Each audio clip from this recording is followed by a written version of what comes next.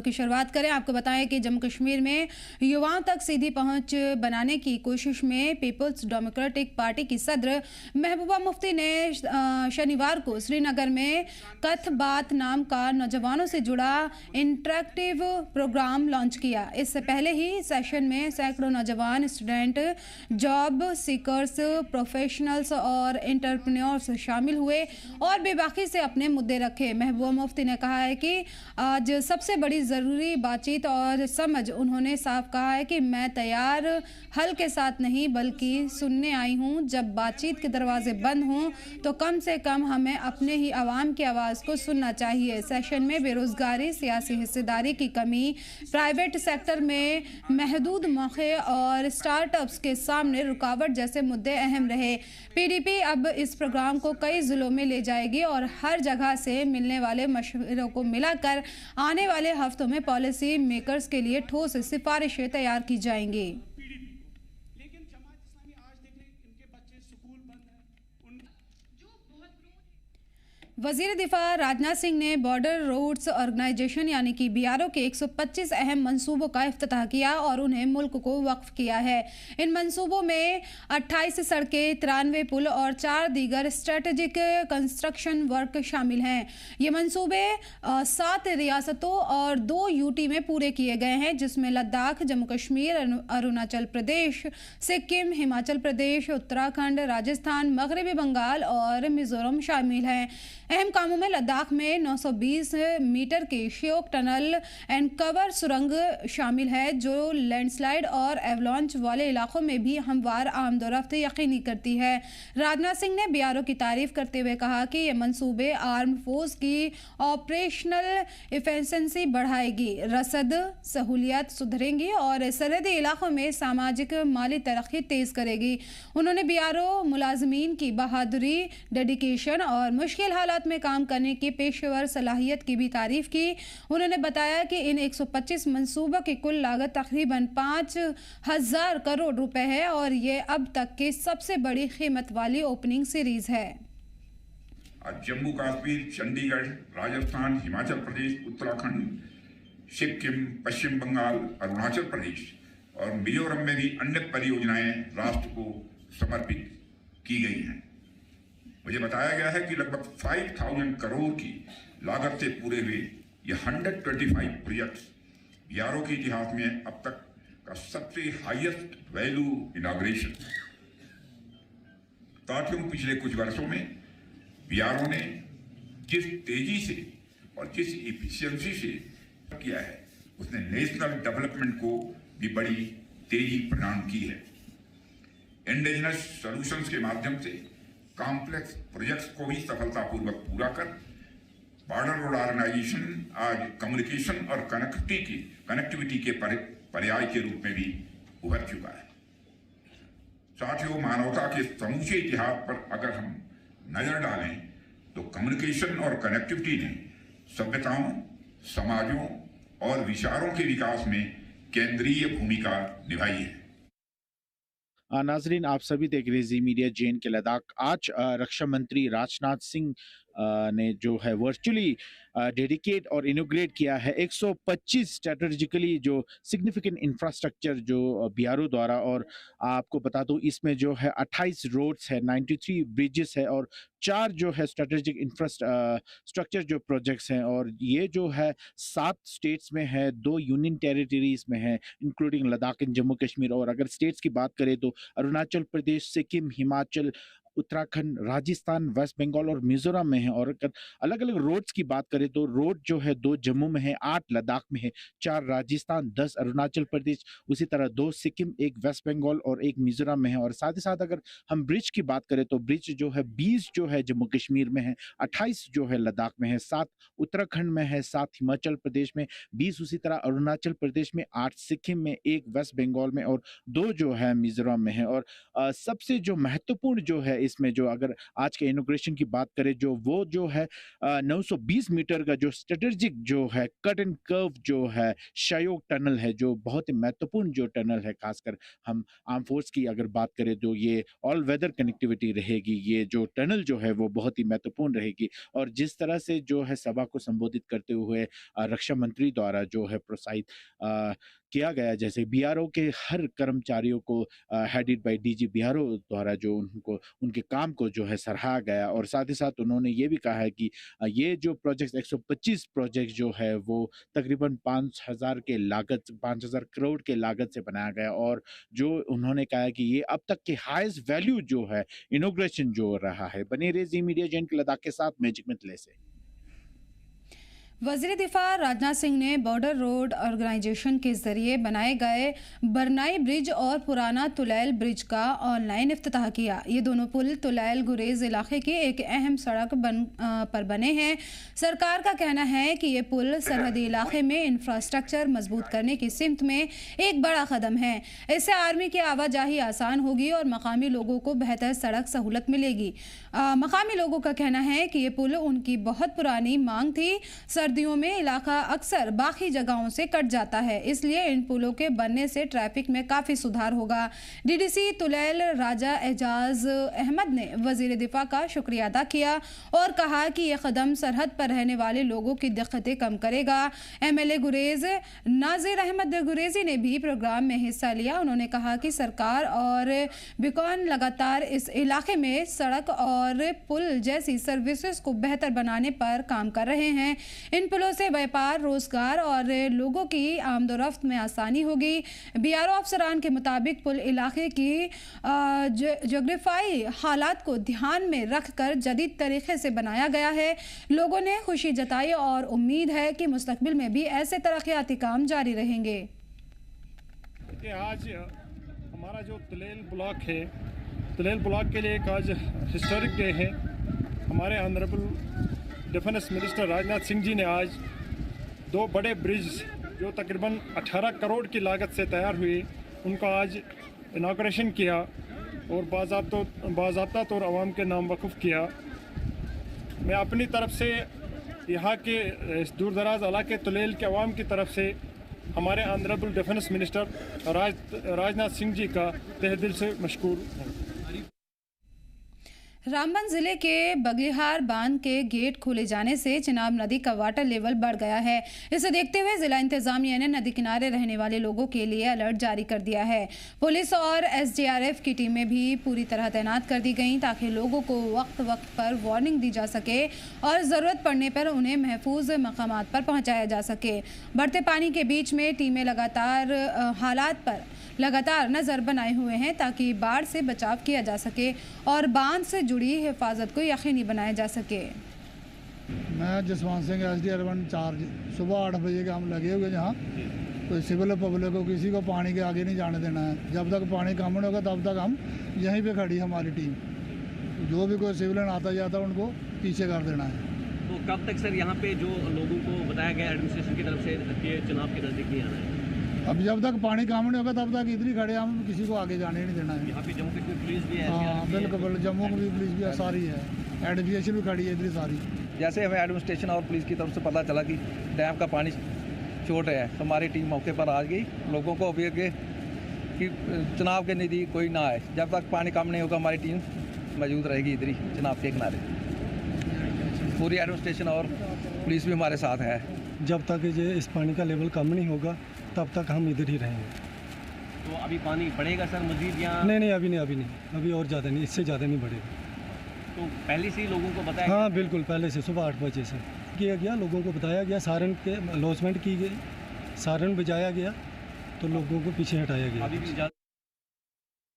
इस वक्त मैं मौजूद हूँ ज़िला रामबन के चिनाब के पास और यहाँ पे आज बगलियार डैम को है छोड़ा गया। सुबह 10 बजे बगलियार डैम को छोड़ा गया और इससे पहले ही यहाँ पे एडमिनिस्ट्रेशन पहुंची, जिसमें SDRF, NDRF, Jammu Kashmir police और यहाँ की सिविल एडमिनिस्ट्रेशन यहाँ पे आई। जितने भी कोहबा के आसपास बस्तियाँ हैं उन्हें पहले ही अवेयर किया गया था कि चिनाब से दूर रहे, क्योंकि बगलियार डैम को छोड़ने वाले हैं। तो ये पानी का बहाव इतना ज़्यादा है, यहाँ पे जो बारिश के दौरान जो पानी का बहाव तेज़ होता है, उसके साथ जो जंगलों से लकड़ी आ जाती है, उस लकड़ी को टेंडर हो जाता है और बाद में उसे स्लीपर बनाया जाता है। वो स्लीपर वहाँ पे बन रहे थे तो अचानक पानी का बहाव इतना ज़्यादा हो गया, कम से कम जो हमने इन लोगों ने बता दिया 300 से 350 स्लीपर जो है इस पानी के साथ बह गए और पानी का बहाव इतना ज़्यादा है, काफ़ी ज़्यादा लकड़ी जो है इस पानी के साथ आई। और यहाँ पे SDRF, NDRF, Jammu Kashmir police, यहाँ का तहसीलदार रामंद, SHO रामंद मौजूद है और लोगों को चिनाब पास आने से जो है वो मना किया गया है बिल्कुल लोगों को। और जब तक पानी कम नहीं हो जाता है नॉर्मल तरीके से, जब तक पानी का बहाव नहीं होता है, तब तक किसी भी इंसान को यहाँ चिनाब के पास आने की इजाज़त नहीं है। मैं खुर्शीद अहमद, जी मीडिया के लिए, रामन, चिनाब से। Akhil Jammu Kashmir teachers joint action committee की महाना मीटिंग हुई, जिसमें टीचर्स से जुड़े कई अहम मुद्दों पर तफसील से चर्चा की गई है। मेंबरान ने अपनी कई पुरानी लंबित मांगों पर तशवीश का इजहार किया और सरकार से फौरन कार्रवाई की अपील की है। मीटिंग में सबसे पहले मिड डे मील के पिछले 1 साल से बकाया सैलरी का मुद्दा उठाया गया। कमेटी ने कहा है कि इन बकायों की वजह से मुतालिका स्टाफ को परेशानियों का सामना करना पड़ रहा है। उन्होंने इंतजामिया से अपील की है कि इस भुगतान को जल्द से जल्द जारी किया जाए ताकि इस योजना का कामकाज मुतासिर न हो। इसके अलावा कई RET टीचर्स के रेगुलराइजेशन में हो रही देरी पर भी तशवीश का इजहार किया गया। मेंबरान ने बताया है कि सभी ज़रूरी कागजी कार्रवाई पूरी होने के बावजूद इन टीचर्स की फाइलें अब तक अटकी हुई हैं। इससे न सिर्फ बेयकीनी बढ़ रही है बल्कि टीचर्स का हौसला भी गिर रहा है। कमेटी ने सरकार से अपील की है कि इस मामले को तुरंत निपटाया जाए। आखिर में टीचर्स ज्वाइंट एक्शन कमेटी ने कहा है कि वो टीचर्स के हक और भलाई के लिए लड़ाई जारी रखेंगे। साथ ही वार्निंग दी है कि अगर उनकी जेन्युइन मांगों पर जल्द कार्रवाई नहीं हुई तो उन्हें आंदोलन तेज करना पड़ सकता है। श्रीनगर पुलिस ने नशे की तस्करी और उसके नेटवर्क पर सख्त कार्रवाई करते हुए नतीपोरा में वाक़े जावेद अहमद गनी के 2 मंजिला रिहायशी मकान को तकरीबन 1 करोड़ रुपए की कीमत के साथ NDPS एक्ट के तहत जब्त किया है। जावेद अहमद गनी नशे का आदतन तस्कर है और उस पर FIR दर्ज है और कई मामले दर्ज हैं। ये साबित हुआ है कि इमलाक गैर कानूनी नशीली अशिया की बिक्री से ही खरीदी गई है। जब्ती कार्रवाई एग्जीक्यूटिव मजिस्ट्रेट की मौजूदगी में पूरे कानूनी अमल के साथ हुई है। हुक्म के मुताबिक मालिक इमलाक को बेचना, ट्रांसफर करना या फिर किसी तीसरे फरीक को नहीं दे सकता। श्रीनगर पुलिस ने कहा है कि वो नशे के कारोबार के खिलाफ कड़ी कार्रवाई जारी रखेंगे और नशीले अशिया से जुड़े हर तरह के माली और मदद करने वाले नेटवर्क को निशाना बनाएंगे।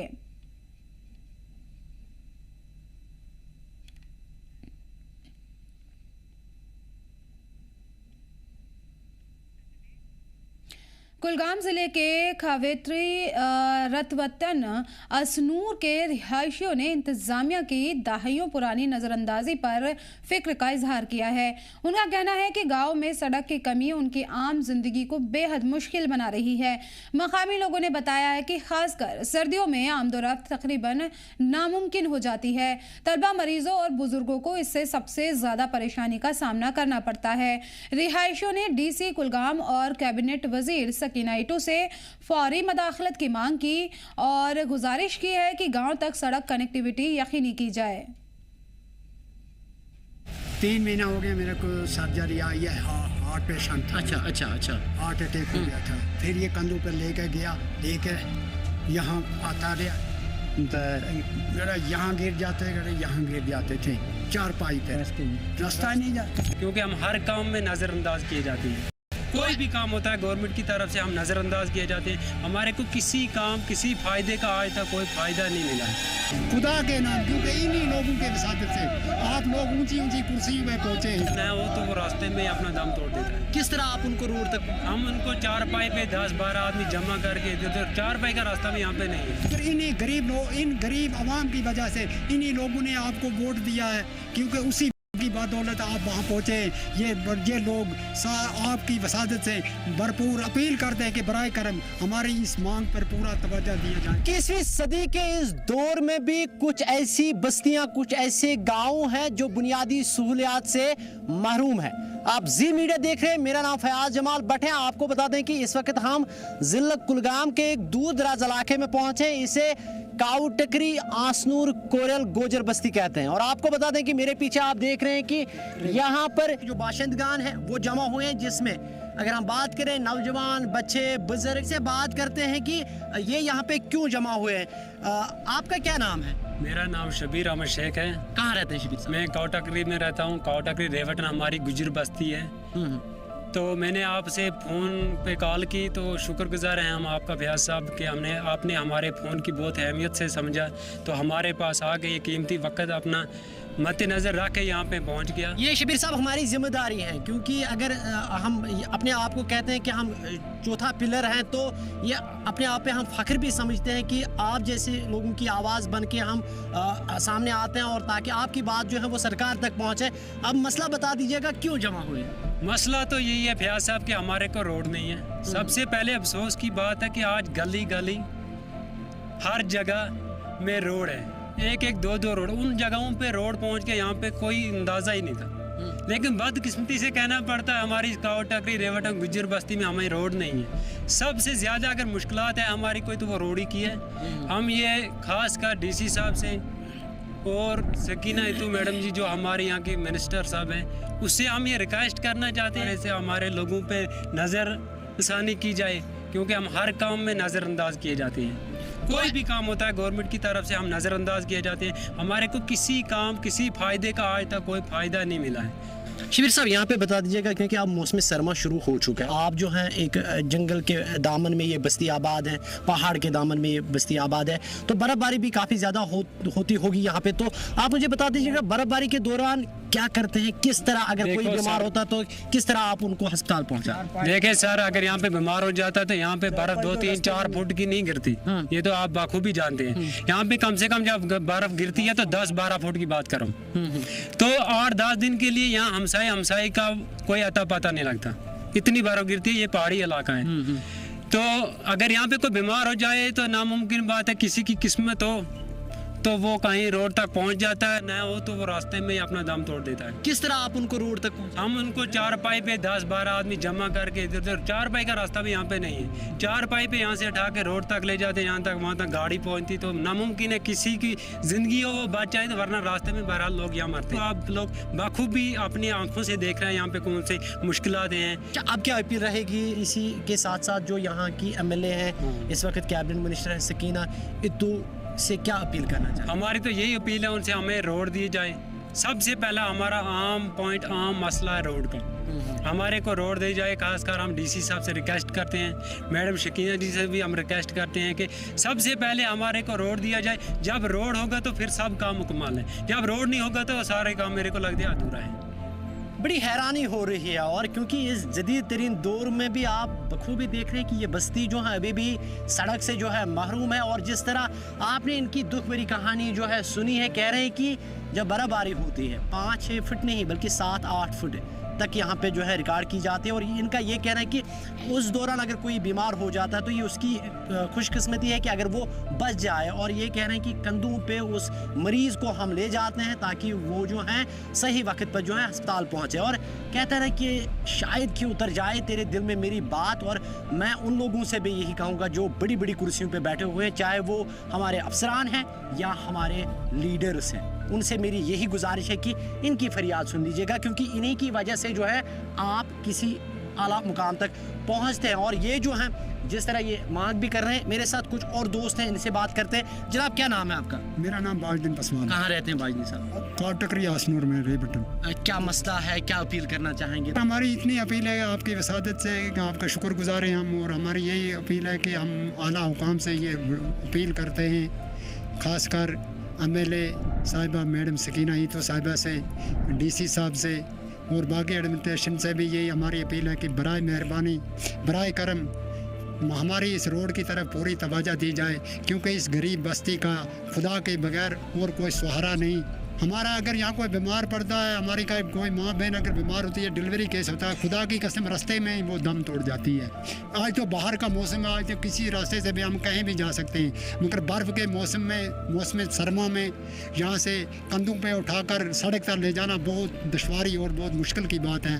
हमारे छोटे छोटे बच्चे हैं, क्योंकि आज 21वीं सदी का दौर है, लिहाजा हम आला हुकाम से गुजारिश करते हैं कि बराए करम खुदा के नाम, क्योंकि इन्हीं लोगों के वसादत से आप लोग ऊंची ऊंची कुर्सियों पे पहुंचे हैं, इन्हीं गरीब लोग, इन गरीब आवाम की वजह से इन्हीं लोगों ने आपको वोट दिया है, क्योंकि उसी वोट की बदौलत आप वहां पहुंचे हैं। ये लोग आपकी वसादत से भरपूर अपील करते हैं कि बराए करम हमारी इस मांग पर पूरा तवज्जो दिया जाए। मेरी ये रिक्वेस्ट रहेगी DC साहब से, MLA सकीना साहिबा से कि बराए करम मेहरबानी करके हमारी इस गरीब बस्ती की तरफ तवज्जो दी जाए, हमारा ये रोड का मामला किसी न किसी हद तक उठाया जाए।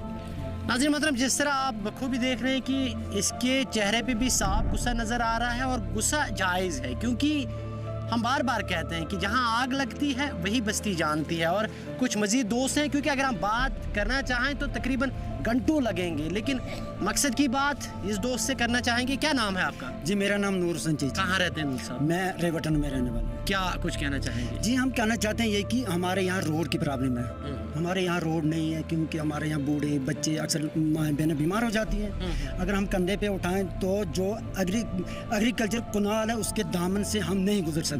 4 पे हमारे कंधों पे नहीं रह सकते, कोई इधर फिसल जाता है, कोई उधर फिसल जाता है, कंधे पे लेना बड़ी मुश्किल होती है। इसलिए हम छोटी लफ्ज़ों में मैं कहता हूँ कि हमारी गुजारिश है DC साहब से, हमारी गुजारिश है मैडम सकीना इतू साहिबा से, जिसके हम वर्कर भी हैं, हम वोटर भी हैं, मैंने उसको वोट दिया। इंशाल्लाह हम नेशनल पहले से भी थे, आज भी जब से हम गुज्जर कौम मेरे ख्याल में वजूद में आए तो उसी को वोट देते हैं, NC के बगैर हम किसी को हमने वोट नहीं दिए। लेकिन हम मैडम जी से ये आज कहना चाहते हैं कि जो हमारी ये मुश्किलात है रोड की, ये दूर करें, ताकि हमारे कल बच्चे माएँ बहनें असल तरीके से जा सकें। अगर यहाँ हमारे किसी घर में आग लग जाए, अल्लाह बचाए, अगर गाड़ी यहाँ पहुँचेगी तो बन सकता है कि वो मकान बच सके। अगर गाड़ी ना पहुँची तो हमारा मकान जल के राख भी, ज़मीन भी जल जाएगी। और गाड़ी तभी पहुँचेगी जब रोड वही हम कह रहे हैं कि अगर रोड होगी तो बन सकता है, हमारा मकान बच सकता है, जहाँ भी आग लगे बच सकता है। अच्छा, थोड़ा सा काम मैंने देखा, जब मैं आया तो थोड़ा सा काम मैंने देखा कि हुआ है, वो उस बारे में बता दीजिएगा। वो मदद किसने की है? वो मालिकाने मकान है, वहाँ पे कुनाल पे रहते हैं, उन्होंने अपनी गाड़ी के लिए वो रोड अपने घर तक बनाई है, तकरीबन 200 फुट। तो उसमें 300 फुट इन्होंने डोजर लगाया, और उसमें कुछ रकमात हमारी DDC मेंबर ने भी दी थी, जमीला जी ने, तो कुछ ब्लॉक ने भी कोई रकम अदा की थी। लेकिन वो उस 300 मीटर में उन्होंने कटअप करके चले गया। भाई ये काम कहाँ, यार इसका टेंडर छोड़ा है ठेकेदार ने, हमें ये पता नहीं ये ठेकेदार कौन है। हमारी गुजारिश है DC साहब से, इस मेहरबानी करके हमारे गुजरों पे इंसाफ किया जाए, हमारी बस्ती को रोड वागुजार किया जाए। जिस तरह आपने इनकी भी बात सुनी और साफ यही कह रहे हैं कि जनाब हमें जो है रोड दीजिए, क्योंकि हम भी इसी समाज में रहते हैं। मेरे साथ ये बुजुर्ग है, इस पे नज़र पड़ रही थी, और इनसे मैं जानने की कोशिश करूंगा थोड़ा बहुत, क्योंकि हालांकि बहुत ज़ईफ़ है, लेकिन फिर भी बात करूंगा। हाजी साहब नाम क्या है आपका? अली मोहम्मद पसवान। कितनी उम्र, एज क्या है आपकी? उम्र क्या है? 75। अच्छा, बचपन से यही रहते हैं आप? हाँ, बचपन से यही। तो इसी तरह आप रोड के बगैर ही जिंदगी पैदल चलता, जिंदगी ऐसे रहा बसर कर ली। अच्छा, आज तक आपने बहुत सारे लीडरान को वोट डाले हैं, क्या मसला हल नहीं हुआ? बस उनको बोलता था, वे बोलता था वोट दो, बस हम आपको रोड देंगे। अच्छा, वोट लेके चले गया तो फिर हमारी परेशान कहीं नहीं, क्योंकि एक बात जी 3 महीना हो गया मेरे को सर्जरी आई है, हार्ट पेशेंट था। अच्छा हार्ट अटैक हो गया था। फिर ये कंधों पर लेके गया, लेके यहाँ आता रहा, यहाँ गिर जाते थे 4 पाई पे, रास्ता नहीं जा, कोई रोड नहीं। 75 साल आपने गुजारे हैं इसी तरह, आप चाहे बर्फ हो, बारिश हो, कीचड़ हो, जाते थे। अच्छा, मुझे बता दीजिए, वो नई नस्ल है, क्योंकि आपके पीछे मुझे जवान भी नजर आ रहे हैं, छोटे बच्चे भी, तो आपको लग रहा है कि हमारे जो अफसरान हैं अब आपका मसला हल करेंगे? इंशाल्लाह उम्मीद है, आपकी वसालत से उम्मीद है हो जाएगा। मतलब आप देख सकते हैं 75 साल का ये बुजुर्ग जो कह रहे हैं कि मेरी हाल ही में एक सर्जरी हुई है हार्ट की, और इनका ये कहना है कि इन लोगों ने मुझे कंधे पे लेके रोड तक पहुंचाया और बाल में बचा, और इनका ये कहना है कि अगर गाड़ी हमारी बस्ती तक पहुंचती तो शायद बहुत आसानी हो जाती। यही कहेंगे कि शायद कि उतर जाए तेरे दिल में मेरी बात। और इनकी यही बात है कि जनाब भी इसी समाज में रहते हैं और हमारा भी हक है। हक ये है कि हमें रोड दीजिए। मतलब हम उम्मीद करेंगे कि ये खबर देखने के बाद जो अरबाब इक़दार में बैठे हुए लोग कि उनकी आंखें जो हैं वो खुल जाएंगी और ये बरसों की मांग जो है इनकी वो पूरी हो जाएगी और शायद ये आपके बाल बच्चों को जो है दुआएं देंगी। जी जम्मू कश्मीर लद्दाख के लिए कुलगाम से मैं फयाज जमाल भट्ट। फिलहाल इस बुलेटिन में इतना ही। मुझे दीजिए इजाजत और आप देखते रहिए जी जम्मू कश्मीर लद्दाख।